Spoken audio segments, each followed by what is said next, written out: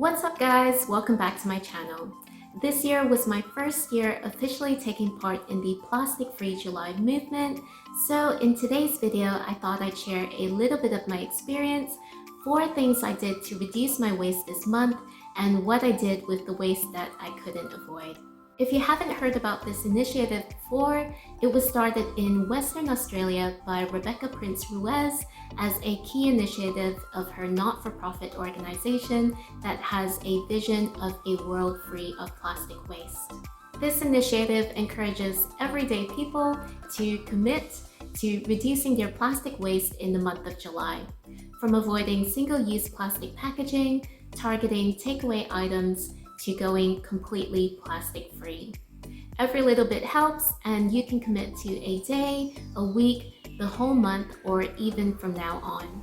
For me, I generally already try to reduce my plastic waste, but I find going completely plastic free really daunting, so I decided to continue to avoid single-use items and to target takeaway items for the month of July.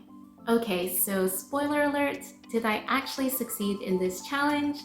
Not 100%, but I think it comes down to how strictly you adhere to it, but I'd say I got there by about 70%.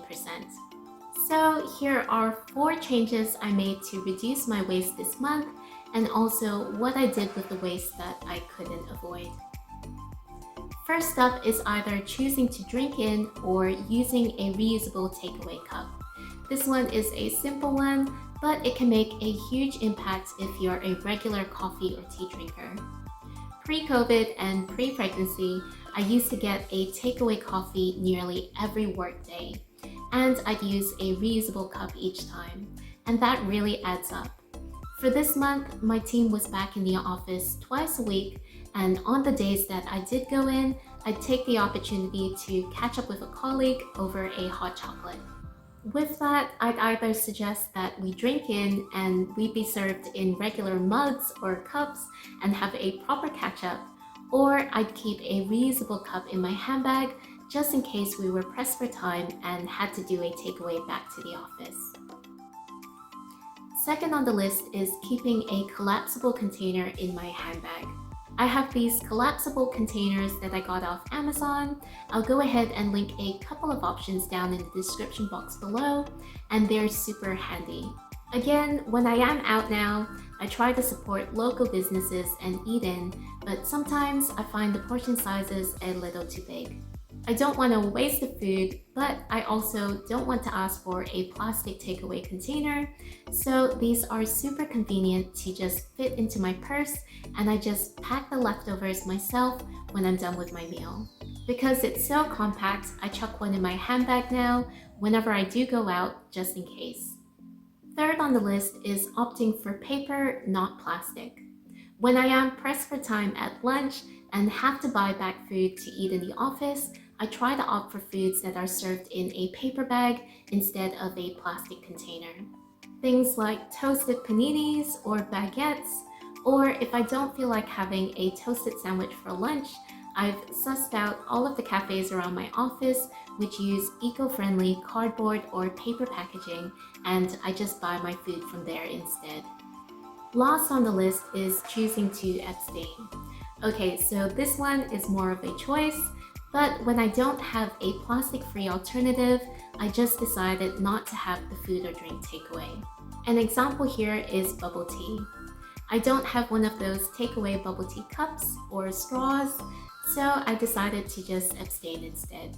No waste created, and it's probably, okay, definitely healthier for Bub and I to not have that sugary drink. Now, I already said I didn't fully succeed this month, so what waste did I have and what did I do about them? Well, on the days where I didn't go into the office, I was cooking and prepping food at home for Josh and I. And the amount of plastic with groceries are incredible. I mean, I use reusable bags and I get my veggies naked where I can, but things like buying lettuce, cucumbers, bulk carrots, and noodles, they all come wrapped in plastic. So actually, the area of my house that probably racks up the most amount of plastic is in my kitchen, and they're typically soft plastics which aren't recyclable in our curbside recycling. So instead, what I do is I keep a large bag and collect them over a period of time. This is also a great way to get an idea of what sort of plastic waste you're generating the most of. And when I next go grocery shopping, I drop them off at the nearest RedCycle bin. RedCycle is a program we have here in Melbourne that takes soft plastics and upcycles them into things like furniture, signboards, and bollards.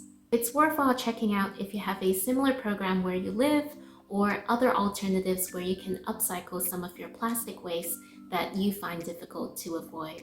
Alright, so that was a little bit about my first plastic-free July experience, 4 things I did to reduce my waste, and what I did with the plastic that I did generate.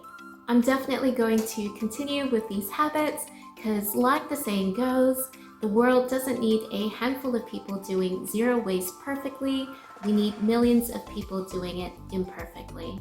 I hope you found this video helpful. If you did, don't forget to like, share, comment, and subscribe because it really helps to support my channel, and I'll be back in 2 weeks with another video.